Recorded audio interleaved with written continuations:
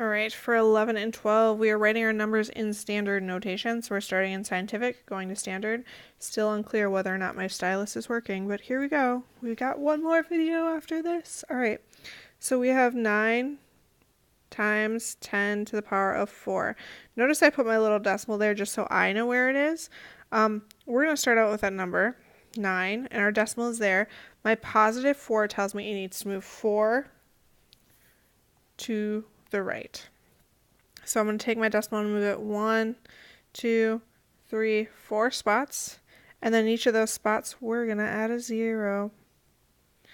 0, 0, 0. So my answer is going to be 90,000.